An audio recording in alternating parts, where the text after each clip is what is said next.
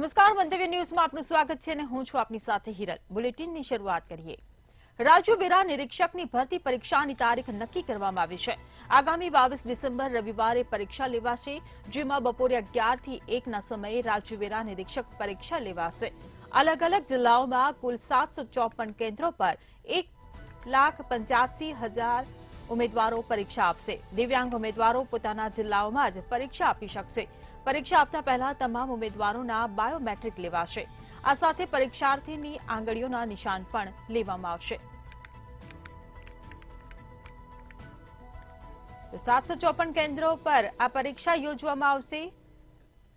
દિવ્યાંગ ઉમેદવારો પોતાના જિલ્લાઓમાં જ પરીક્ષા આપી શકશે તે પ્રકારની સુવિધા આપવામાં આવશે। તો ઉમેદવારો માટે એસટી બસની પણ વિશેષ વ્યવસ્થા આ પરીક્ષાને લઈને કરવામાં આવી છે। ત્યારે આગામી 22 ડિસેમ્બર રવિવારે આ પરીક્ષા લેવામાં આવશે। સરકારમાં રાજ્ય વેરા નિરીક્ષકોની ભરતી માટે જે પરીક્ષા લેવામાં આવનાર છે તેની તારીખો નક્કી કરી દેવામાં આવી છે। આ બાબતે આયોગના ચેરમેન હસમુખભાઈ પટેલે સ્પષ્ટતા કરી હતી કે આગામી 22 ડિસેમ્બરે રવિવારે 11 થી 1 દરમિયાન રાજ્ય વેરા નિરીક્ષકની ભરતી અંગેની એક પરીક્ષા લેવામાં આવશે। આ પરીક્ષા લેવા માટે તંત્ર દ્વારા સંપૂર્ણ તૈયારીઓ કરી દેવામાં આવી છે। ગુજરાતના અંદાજિત 1.85 લાખ જેટલા ઉમેદવારો આ પરીક્ષા આપશે। એટલું જ નહીં, રાજ્યના 754 કેન્દ્રો ઉપર આ પરીક્ષાનું આયોજન કરવામાં આવ્યું છે। આ વખતે આયોગે પેપર લીક થાય નહીં તેમજ કોઈ ગેરરીતિ થાય નહીં તે માટે જે ઉમેદવાર હશે તેને અન્ય નજીકના જિલ્લામાં પરીક્ષા કેન્દ્ર ફાળવવામાં આવ્યું છે। વિકલાંગ ઉમેદવારો માટે પણ ગ્રાઉન્ડ ફ્લોર આપવામાં આવ્યા છે અને અલગથી એમને એમના જ જિલ્લામાં પરીક્ષા આપે તેવી વ્યવસ્થા પણ ગોઠવવામાં આવી છે। અલગ અલગ જિલ્લા ઉપરાંત 10 એવી જગ્યાઓ છે કે જ્યાં તાલુકા લેવલે આ પરીક્ષાનું આયોજન કરવામાં આવશે। આ વખતે ઉમેદવારોને જે પરિવહન કરવાનું છે તેના માટે પણ એસટી બસ સેવાની પણ સુંદર વ્યવસ્થા કરવામાં આવી હોવાનું હસમુખ પટેલે સ્પષ્ટતા કરી હતી। તો બીજી તરફ ઉમેદવારના બાયોમેટ્રિક ઉપરાંત આંગળીઓના પણ નિશાન લેવામાં આવશે, જેના કારણે આવનાર જે ગેરરીતિઓ થતી હોય છે એ થાય નહીં। એટલું જ નહીં, ડમી ઉમેદવાર પણ આ પરીક્ષા ન આપે તેવી ખાસ વિશેષ ચોકસાઈ રાખવામાં આવી છે। તો બીજી તરફ સ્થાનિક સંસ્થા અને એનજીઓને પણ અપીલ કરી છે કે બહારથી આવતા વિદ્યાર્થીઓ માટે શક્ય એટલી મદદ કરે તેવી એક અપીલ હસમુખ પટેલ તરફથી કરવામાં આવી છે। ઉમેદવારો શાંતપ્રિય વાતાવરણમાં પરીક્ષા આપે તે માટેની સંપૂર્ણ વ્યવસ્થા આયોગ તરફથી કરવામાં આવી છે।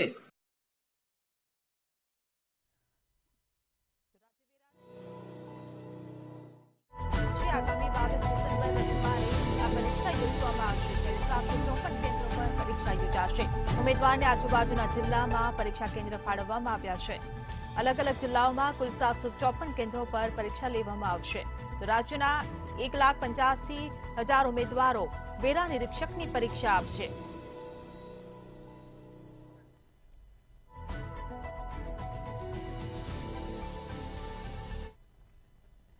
અમદાવાદ મ્યુનિસિપલ કોર્પોરેશનના એસ્ટેટ વિભાગ દ્વારા આસ્ટોડિયા વિસ્તારમાં કામગીરી હાથ ધરવામાં આવી।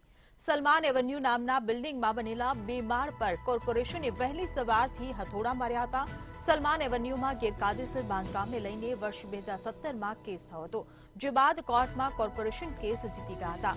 દબાણ હટાવવાની કામગીરી ચુસ્ત પોલીસ બંદોબસ્ત વચ્ચે કરવામાં આવી હતી। આ કામગીરી દરમિયાન 4 મહિલાઓની તબિયત લથડતા સારવાર હેઠળ ખસેડવામાં આવી છે। કામગીરીને લઈને કોંગ્રેસના ધારાસભ્ય ઇમરાન ખેડાવાડા અને બીજા નેતાઓ ઘટના સ્થળે પહોંચ્યા હતા। માનવતાની રાહે આ કામગીરીમાં સ્ટે આવે તેવી માંગ કરવામાં આવી હતી। ઇમરાન ખેડાવાડાએ નિવેદન આપ્યું છે।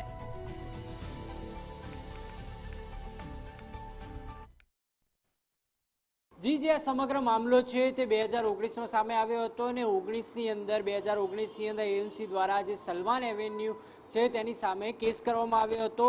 ત્યારે આજે જે છે તે તંત્રને સાથે રાખીને, પોલીસને સાથે રાખીને ડિમોલિશનની પ્રક્રિયા હાથ ધરવામાં આવી હતી, પરંતુ ત્યારબાદ જે છે ધારાસભ્ય ઇમરાન ખેડાવાળા ત્યાં પહોંચ્યા હતા અને તેમણે રજૂઆત કરી હતી કે મધ્યમ વર્ગના લોકો જે છે તે લોન લઈને અહીંયા મકાન બનાવે છે અને હાલ જે છે તે સમગ્ર મામલે હાઈકોર્ટની અંદર જે છે તે અરજી કરવામાં આવી છે, કેસ ચાલી રહ્યો છે। ત્યારે તે હાલ ડિમોલેશન ન કરવામાં આવે, સાથે જ ઇમરાન ખેડાવાળા દ્વારા જે 1 કલાકના સમયની માગણી કરવામાં આવી હતી, પરંતુ તેમ છતાં જે ડિમોલેશન પ્રક્રિયા જે છે તે શરૂ રાખવામાં આવી હતી. 100થી વધુ પોલીસ કર્મીનો જે કાફલો જે છે તે ઘટના સ્થળે ખડકી દેવામાં આવ્યો હતો અને તેની સાથે જ ફાયર બ્રિગેડની જે ગાડી હોય તેની સાથે ડિમોલેશન શરૂ કરી દેવામાં આવ્યું હતું. પરંતુ જે સમગ્ર મામલો છે તે જે તે બિલ્ડિંગની ઊંચાઈને લઈને છે. 2017ની અંદર જે બિલ્ડિંગની ઊંચાઈ 20 મીટર સુધીની જે મર્યાદા છે તે આપવામાં આવી હતી, પરંતુ તેનાથી વધુ જે છે બાંધકામ તેનાથી ઉપર કરી દેવામાં આવ્યું, જેને લઈને કોર્પોરેશન દ્વારા 2019ની અંદર આ મામલે કેસ કરવામાં આવ્યો હતો અને ત્યારબાદ કેસની જે સુનાવણી આવતા જે છે તે ડિમોલેશન પ્રક્રિયા હાથ ધરવામાં આવી. ત્યારે હવે જે કોર્ટની અંદર આ સમગ્ર મામલે જે છે અરજી કરવામાં આવી અને જે કોર્પોરેશનનો વકીલ હાજર ન રહેતા હાલ સમગ્ર મામલે વારંવાર રજૂઆત થતા કોર્ટે આ મામલે જે છે જે ડિમોલેશન મામલે સ્ટે મૂક્યો છે. જી, તો સલમાન એવન્યુ પર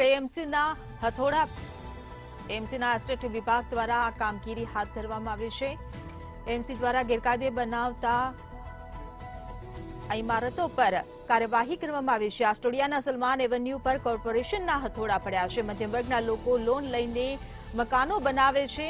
એએમસીના એસ્ટેટ વિભાગ દ્વારા આ કામગીરી હાથ ધરવામાં આવી છે. ત્યારે ઇમરાન ખેડાવાળાએ આને લઈને નિવેદન આપ્યું છે.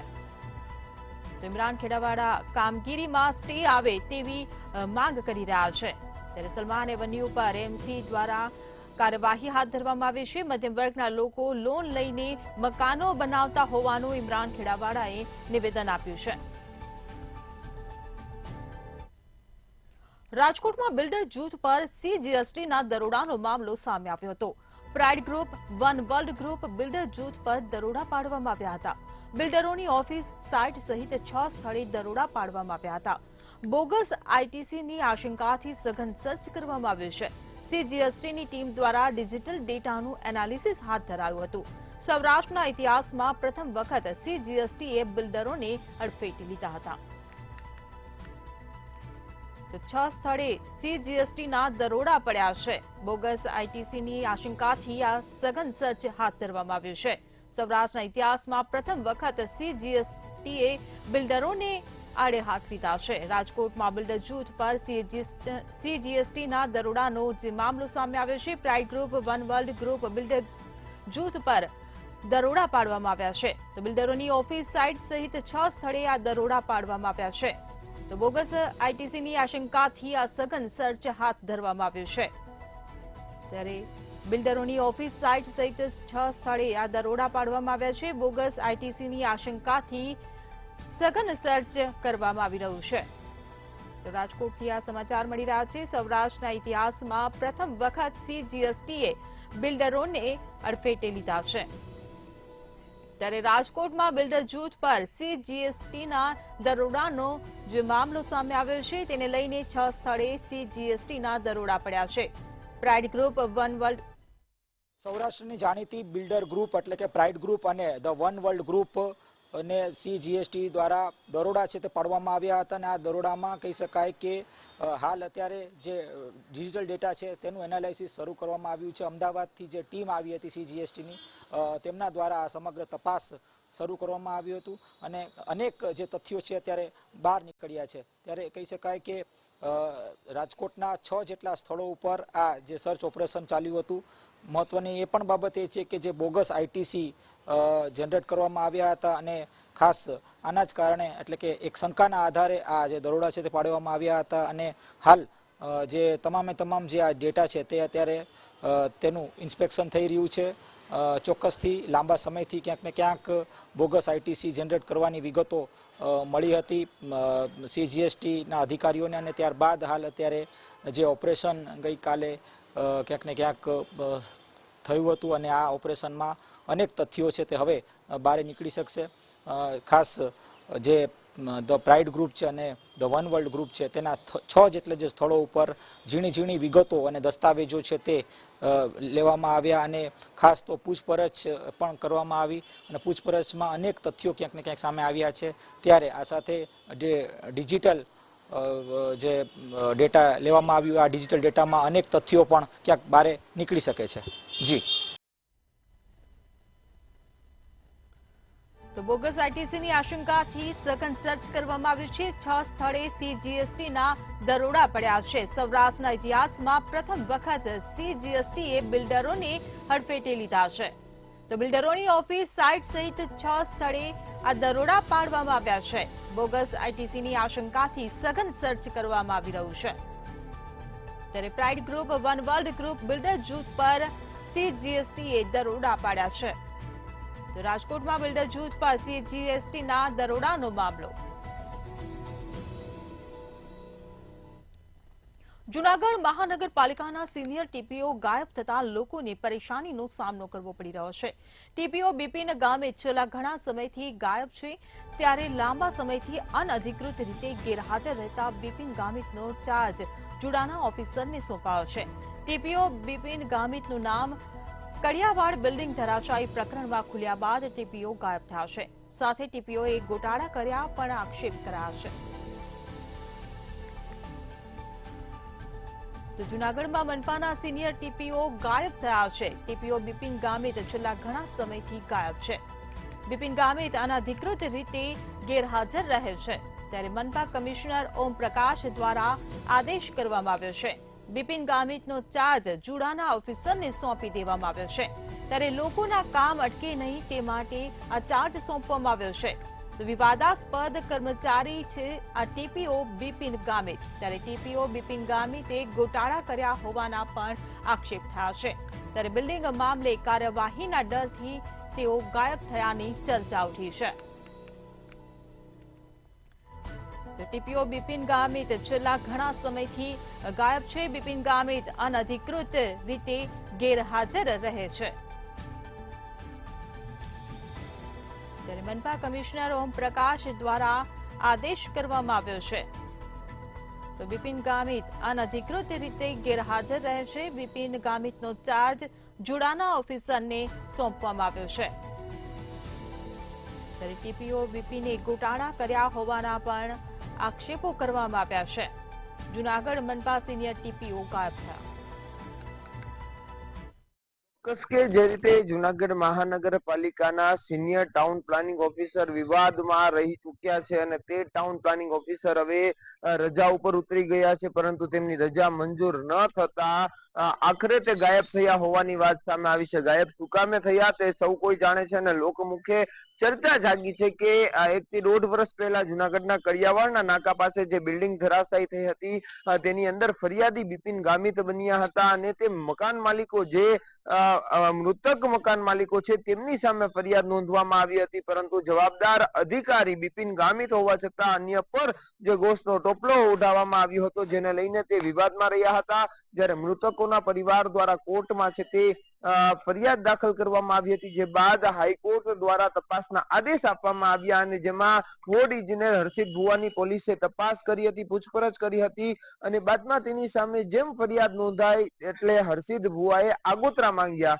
હર્ષિત ભુવાના આગોતરા જૂનાગઢ સેશન કોર્ટે નામંજૂર કર્યા એટલે બિપિન ગામિતને લાગી ગયું કે હવે મારા પર પણ આ વારો આવે છે, એટલે બિપિન ગામિત ત્યાંથી રફુચક્કર થઈ ગયા છે મહાનગરપાલિકામાંથી, તેવી લોકમુખે ચર્ચા છે. હાલ જે કમિશનર સાથે વાત કરતા તેમણે જણાવ્યું કે બિપિન ગામિત છે તે રજા તેમના દ્વારા મૂકવામાં આવી છે, પરંતુ તેમની રજા મંજૂર નથી કરવામાં આવી, કારણ કે તેમણે સ્પષ્ટ રીતે કારણ દર્શાવ્યું નથી કે શા માટે તેમને રજા જોઈએ છે.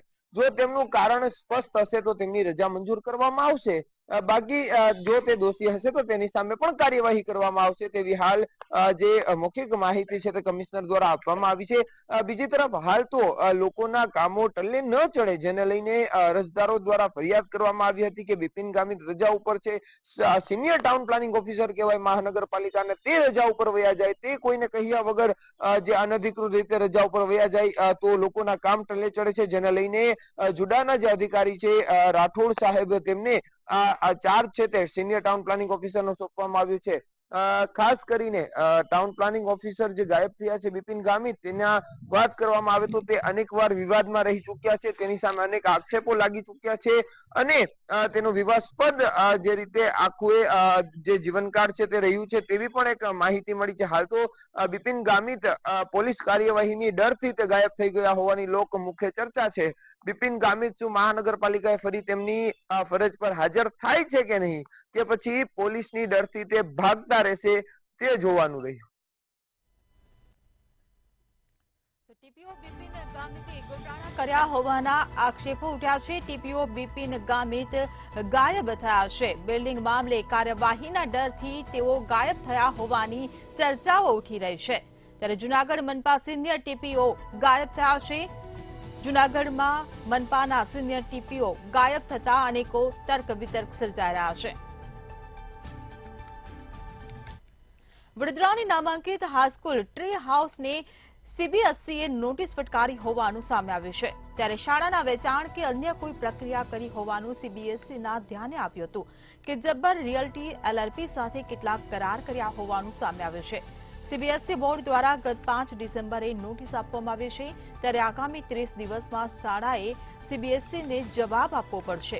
ગુજરાત સહિત અન્ય રાજ્યોમાં પણ ટ્રી હાઉસ સ્કૂલની સંસ્થાઓ છે. સંસ્કારી નગરી વડોદરામાં શાળાના એડમિશન સમયે જ વિવાદ અને વાલીઓમાં ચિંતા. વડોદરા શહેરના અટલાદરા વિસ્તારમાં વુડા કોલોની આવી છે ને વુડા કોલોની પાસે ટ્રી હાઉસ હાઈસ્કૂલ જે કેન્દ્રીય માધ્યમિક શિક્ષણ બોર્ડના એફિલિએશન અંતર્ગત નોંધાયેલ છે ને આ એફિલિએશન તારીખ 31 માર્ચ 2027 સમય સુધીને કરાર હેઠળ સંકળાયેલી છે. શાળાએ સીબીએસઈ ના નિયમોનું જરૂરી પાલન કરવું અનિવાર્ય છે. તો બીજી તરફ સીબીએસઈ દ્વારા શાળા સંચાલકોને નોટિસ આપતા એડમિશન પ્રક્રિયા ટાણે જ વિવાદ થયો છે. વાલીઓમાં ચિંતા છે અને શાળા સંચાલકો કયા કારણોસર એની મિલકત અંગેના વ્યવસાયિક કરાર કરી રહ્યા છે તે પણ સવાલ ઉભો થયો છે. સવાલ દરેક છે અને વાલીઓને સતાવી રહ્યો છે. એક બાજુ જ્યારે એડમિશન એટલે પ્રવેશ પ્રક્રિયા શરૂ થઈ છે ત્યારે જ શાળાએ જે કરાર છે તેના નિયમોનું ઉલ્લંઘન કરી રહ્યું છે ને આશ્ચર્યની બાબત તો એ છે કે વાલી મંડળ જે શાળા સંચાલકો સામે વાલી મંડળ લડી રહ્યું છે એ વાલી મંડળના મુખ્ય હોદ્દેદાર આ શાળા સંચાલકો સામે કશું બોલવા તૈયાર નથી. કેમ? કારણ કે એમનો જ દીકરો એ આ શાળામાં અભ્યાસ કરે છે. એટલે પોતાના સ્વાર્થ ખાતર વાલી મંડળનો હોદ્દેદાર બોલી નથી રહ્યો અને કેન્દ્રીય માધ્યમિક શિક્ષણ બોર્ડે શાળા સંચાલકોને નોટિસ પાઠવી છે. વડોદરા શહેરમાં પહેલા શાળાનો વ્યવસાય સેવાકીય પ્રવૃત્તિમાં લોકો જોડાયેલા હતા અને આજે સંસ્કારી નગરીમાં શાળા એ ઉદ્યોગ થઈ ચુક્યો છે. ક્યાંક ને ક્યાંક બિલ્ડર અને ઉદ્યોગપતિ શાળાને સેવાની જગ્યાએ ઉદ્યોગ માનીને કરી રહ્યા છે અને જે શાળા ચાલી રહી છે તેની જમીનની મિલકત અનેકો ગણી વધી ગઈ છે અને શાળામાંથી જે રિટર્ન આવવું જોઈએ આવી નથી રહ્યું. એના કારણે શાળા બંધ કરીને અન્ય ત્યાં આગળ બિલ્ડિંગ ઉભો કરી અને વિદ્યાર્થીઓના હિતને નુકસાન પહોંચાડવાનો કારસો રચાઈ રહ્યો હોવાનું અટલાદરા વિસ્તારમાં ચર્ચા છે.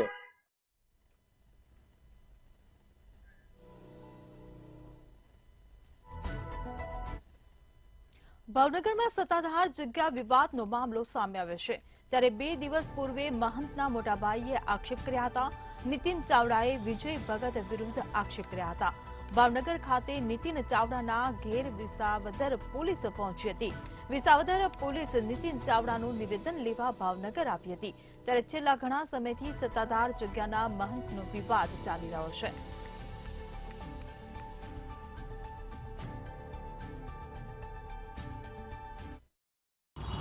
જી ચોક્કસ જૂનાગઢનું વિસાવદર અને આ વિસાવદરમાં આવેલું સત્તાધાર ધામ અપાગીગાની જગ્યા કહેવાય છે અને વિશ્વ પ્રસિદ્ધ આ સત્તાધાર ધામ છે, જેના મહંત વિજયગીરી બાપુ ઉપર તેમના જ ભાઈ નીતિન ચાવડાએ ગંભીર આક્ષેપો સાથે મીડિયામાં નિવેદન આપ્યું હતું.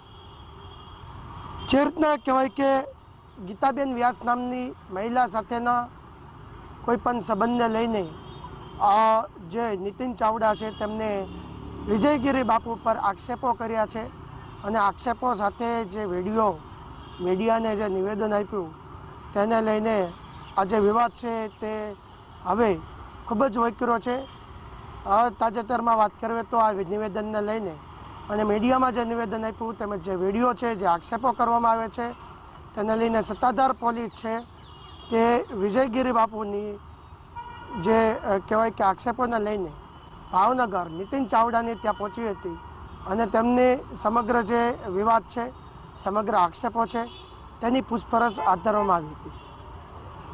આ થોડાક દિવસ પૂર્વે જ આ જે ઘટના છે તે પ્રકાશમાં આવી હતી. વિજયગીરી બાપુના સગા મોટા ભાઈ નીતિન ચાવડા જે ભાવનગર ખાતે રહે છે અને તેમને એક મીડિયા સમક્ષ અને પોતાની કહી શકાય કે એક નિવેદન આપ્યું હતું કે વિજયગીરી બાપુ અને જે યુવતી છે, મહિલા છે ગીતાબેન વ્યાસ, તેમની સાથેના જે સંબંધ છે તેના ગંભીર આક્ષેપો તેને મૂક્યા હતા. ભૂતકાળમાં પણ અનેક સંતો ઉપર આવા આક્ષેપો લાગ્યા છે. ત્યારે જે રીતના સત્તાધારની હવે મેટર વિવાદાસ્પદ બની છે ત્યારે લોકો પણ હવે જે રીતના કહેવાય કે આ જે વિવાદ છે તેની ગંભીરતા લીધી છે. સાથે જ જે આક્ષેપો છે તેને પુરવાર છે, શું છે આક્ષેપો સાચા છે ખોટા છે, ખરેખર શું ઘટના છે તે જાણવા માટે પોલીસ પણ આ ભાવનગર પહોંચી હતી ને સત્તાધાર પોલીસનો કાફલો ભાવનગર આવીને નીતિન ચાવડાની પૂછપરછ હાથ ધરી છે અને હાલ તેમના નિવેદનને લઈને આગળની કાર્યવાહી હાથ ધરી છે. પરંતુ હાલ તો સત્તાધારનો વિવાદ છે, ચરમસીમાએ પહોંચ્યો છે.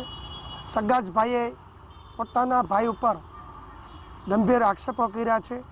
પોલીસ તપાસનો વિષય બની ગયો છે. લોકો અને જે સત્તાધારના જગ્યા સાથે ધાર્મિક રીતના જે ભક્તો જોડાયેલા છે તે પણ હવે આ જે મામલો છે તેની ઉપર ખૂબ જ ગંભીરતાથી જોઈ રહ્યા છે.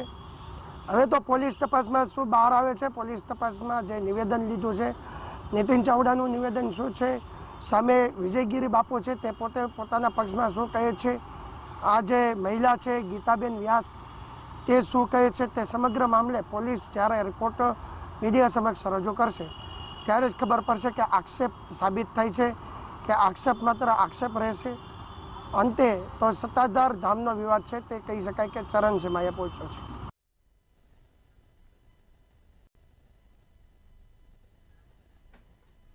તો મહત્વના સમાચાર સામે આવ્યા છે. નકલી ઈડી ટીમનું આપ સાથે કનેક્શન હોવાનું સામે આવ્યું છે. ગૃહ રાજ્યમંત્રી હર્ષ સંઘવીની પોસ્ટમાં ચોંકાવનારા ખુલાસા થયા છે. નકલી ઈડીની ટીમનું આપ સાથે કનેક્શન હોવાનું સામે આવ્યું. તો નકલી ટીમનો કેપ્ટન આપનો નેતા નીકળ્યો તેવું હર્ષ સંઘવીએ જણાવ્યું છે. અબ્દુલ સત્તાર નામનો આરોપી આપ સાથે જોડાયો હોવાનો આક્ષેપ લગાવવામાં આવ્યો છે. ત્યારે નકલી ઈડીની ટીમનું આપ સાથે કનેક્શન ખુલ્યું છે. તો મહત્વના સમાચાર સામે આવી રહ્યા છે. હર્ષ સંઘવીએ જે એક પોસ્ટ કરી છે, ગૃહ રાજ્યમંત્રી હર્ષ સંઘવીની પોસ્ટમાં આ ચોંકાવનારો ખુલાસો થયો છે. નકલી ઈડીની ટીમનું આમ આદમી પાર્ટી સાથે કનેક્શન ખુલ્યું છે. ત્યારે સંવાદદાતા વિશાલ મહેતા આપણી સાથે ફોન લાઈન પર જોડાઈ ગયા છે. જે વિશાલ, નકલી ઈડી ટીમનું આપ સાથે કનેક્શન હોવાનો ખુલાસો થયો છે ને આ ખુલાસો ગૃહ રાજ્યમંત્રી હર્ષ સંઘવીએ તેમની પોસ્ટમાં કર્યો છે, શું કહેશો? ચોક્કસથી જે રીતે આ સમગ્ર મામલો સામે આવ્યો છે, ઈડીના જે નકલી જે ટીમના લોકો પકડાયા હતા કચ્છમાંથી, તેને લઈને ક્યાંક ને ક્યાંક સમગ્ર ગુજરાત રાજ્યમાં હડકંપ મચ્યો હતો કે અવારનવાર કંઈક ને કંઈક નકલીનો જે વારંવાર જે દોર ચાલી રહ્યો છે તેની અંદર હવે ફરીથી નકલીના જે ઈડીના અધિકારીઓ છે તે પકડાયા છે. તેની અંદર સૌથી મોટી વાત એ હતી કે કચ્છ પોલીસે લગભગ 12 જેટલા આરોપીઓને કોર્ડન કર્યા હતા અને આ તમામને પૂછપરછ કરતા એક મોટો ઘટસ્ફોટ થયો છે, જેની અંદર નકલી ઈડીની જે ટીમ છે તેના જે અત્યારે હાલમાં જોવા જઈએ તો આ ટીમના જે તમામ લોકો છે તે આમ આદમી પાર્ટીના હોય તેવું બહાર આવ્યું છે. અને નકલીની જે ટીમનો કેપ્ટન છે તે કેપ્ટન પોતે આમ આદમી પાર્ટીનો નેતા હોવાનું બહાર આવ્યું છે. અને આ જ બાબતે ગુજરાતના ગૃહ રાજ્યમંત્રી હર્ષ સંઘવીએ પણ ટ્વીટ કરી અને જણાવ્યું છે કે જે રીતે આ સમગ્ર ઘટના બહાર આવી છે તેની અંદર ગૃહ રાજ્યમંત્રી દ્વારા ખાસ કરીને પોસ્ટ પણ કરવામાં આવી છે. અને આ ચોંકાવનારો ખુલાસો છે તેને લઈને એક વસ્તુ બહાર આવી છે કે આમ આદમીના નેતા દ્વારા જ આ સમગ્ર ષડયંત્ર રચવામાં આવ્યું હતું. કચ્છની અંદર એક સોનીને ટાર્ગેટ કરી અને તેને નકલી ઈડી બની અને ત્યારબાદ તેને દમ મારવામાં આવ્યો હતો. તેની પાસે પૈસાની ઉઘરાણી માટેની વાત કરવામાં આવી હતી. એટલે આ સમગ્ર હકીકત બહાર આવતા ક્યાંક ને ક્યાંક એક મોટો ઘટસ્ફોટ કહી શકાય કે આમ આદમી પાર્ટીના જે નેતાઓ છે તે પણ આ પ્રકારની નકલીની જે સાજિશની જે ઘટના છે તેની સાથે સંડોવાયેલા છે. આ જે આરોપી જે પકડાયો છે તેનું નામ અબ્દુલ સત્તાર હોવાનું બહાર આવ્યું છે.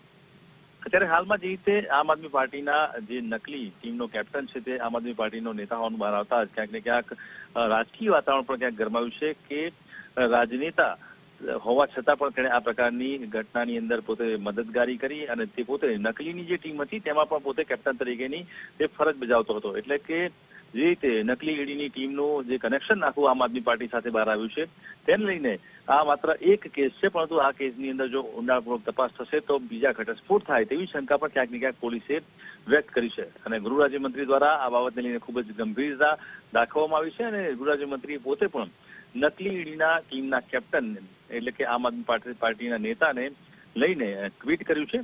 જે રીતે આ સમગ્ર પ્રકરણ બહાર આવ્યું છે તેમાં અરવિંદ કેજરીવાલના પક્ષનું વધુ એક કારનામું બહાર આવ્યું છે તેવું પણ હર્ષ સંઘવી દ્વારા કહેવામાં આવ્યું છે.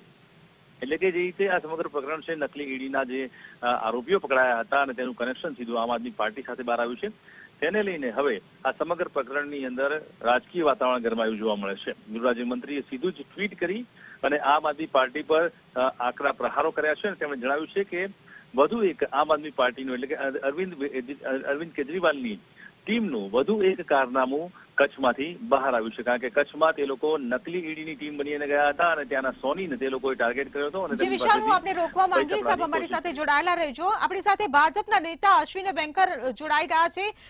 જી અશ્વિનભાઈ, જે પ્રકારે નકલી ઈડીનું કારસ્તાન જે સામે આવ્યું હતું તેમાં હવે આપના નેતાનું કનેક્શન ખુલ્યું છે, એ બાબતે આપ શું કહેશો? જો ઘણી વાર આપણે જોયું છે કે આપના લોકો આ રીતે સરકારને બદનામ કરવા માટે આ પ્રકારે કામ કરતા હોય છે. આજે ખુલીને બહાર આવ્યું છે. અનેક જગ્યાએ તમે જોયું દિલ્હીમાંથી લઈને અત્યારે આપના લોકો આ ટાઈપના કામ કરતા હોય છે અને પછી ભાજપની સરકાર ઉપર દોષારોપણ કરતા હોય છે. ત્યારે સ્વાભાવિક રીતે આજે આ બહાર આવ્યું છે અને માન્ય ગૃહમંત્રીશ્રીએ આ વાતને ટ્વીટ કરી છે. એનું મારું અનુમોદન હોય. અનુમોદન તો સાથે સાથે એમ પણ કહેવા માંગુ છું કે અનેક એ ટાઈપના નકલી લોકો જે છે એને ભારતીય જનતા પાર્ટીની સરકારે નશ્યત કર્યા છે, એમને જેલના હવાલે કર્યા છે.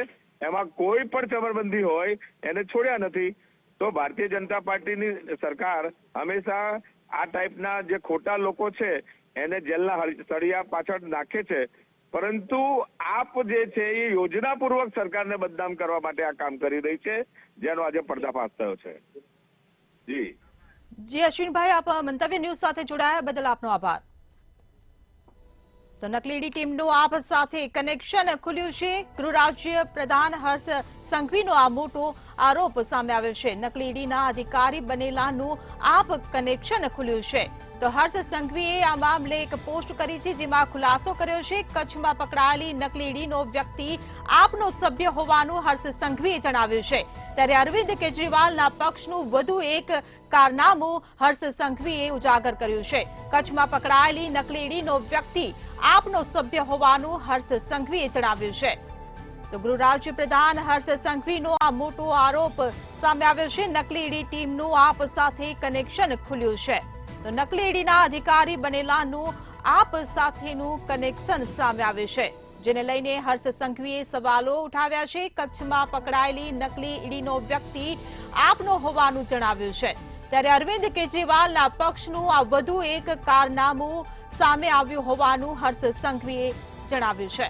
ત્યારે કચ્છમાં પકડાયેલી નકલી ઈડીનું આપ સાથે કનેક્શન ખુલ્યું છે, જેને લઈને ગૃહ રાજ્ય પ્રધાન હર્ષ સંઘવીએ મોટો આરોપ લગાવ્યો છે. ત્યારે નકલી ઈડીના અધિકારી બનેલાનું આપ કનેક્શન સામે આવ્યું છે.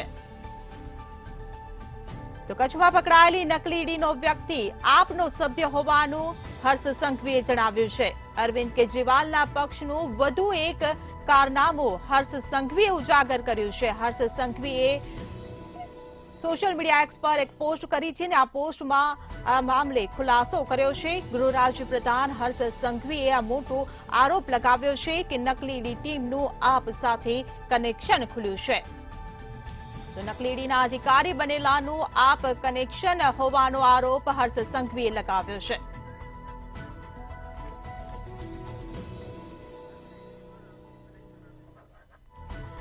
ત્યારે આ મામલે ભાજપ નેતા યજ્ઞેશ દવે આપણી સાથે જોડાઈ ગયા છે. જી યજ્ઞેશભાઈ, નકલી ઈડી ટીમમાં આપનું કનેક્શન ખુલ્યું છે, મામલે આપ શું કહેશો? આમ આદમી પાર્ટીના નેતાઓ હોય કે આમ આદમી પાર્ટીના દિલ્હીના નેતાઓ હોય, કેજરીવાલ પ્રજાને મૂર્ખ બનાવવાની ફેક્ટરી ચલાવતા હોય છે અને પબ્લિકને કરવા માટે એ લોકો ટેવાયેલા છે. ભલે ગુજરાતનો એમનો નેતા હોય કે દિલ્હીના નેતા હોય, એટલા જ માટે આજે ગુજરાતની શાણી જનતા જે કરી એમને પસંદ કરતી નથી. એ પણ ગુજરાત, આખું ગુજરાત જાણે છે ને ભારત પણ જાણે છે. પરંતુ જયારે આવા નેતાઓ પકડાય અને એમના નેતાઓ એને ડિનાય કરે કે ના અમારા કોઈ નેતા નથી આ, અને એને દિલ્હીની અંદર જયારે આવા નેતા પકડાતા હોય તેઓ એ જેલમાં પણ જતા હોય છે, તો અત્યારે એમને ડિનાય ચૂકવા કરવા જોઈએ. એમના નેતા પકડાયા છે તો પકડાયા છે, ચોર છે તો ચોર છે, ખોટી રીતે કામ કર્યું છે ખોટી રીતે કામ કર્યું છે, એમને કબૂલ કરી લેવું જોઈએ અને એને સજા ચોક્કસ થવી જોઈએ. યજ્ઞેશભાઈ, મંતવ્ય ન્યૂઝ સાથે આપ જોડાયા બદલ આપનો આભાર. તો અરવિંદ કેજરીવાલના પક્ષનું વધુ એક કારનામું સામે આવ્યું હોવાનો આરોપ હર્ષ સંઘવીએ લગાવ્યો છે. કચ્છમાં પકડાયેલી નકલી ઈડીનો વ્યક્તિ આપનો સભ્ય હોવાનો હર્ષ સંઘવીએ ખુલાસો કર્યો છે, જેને લઈને ભાજપના નેતાઓએ પણ આપ પાર્ટી પર આક્ષેપો લગાવ્યા છે.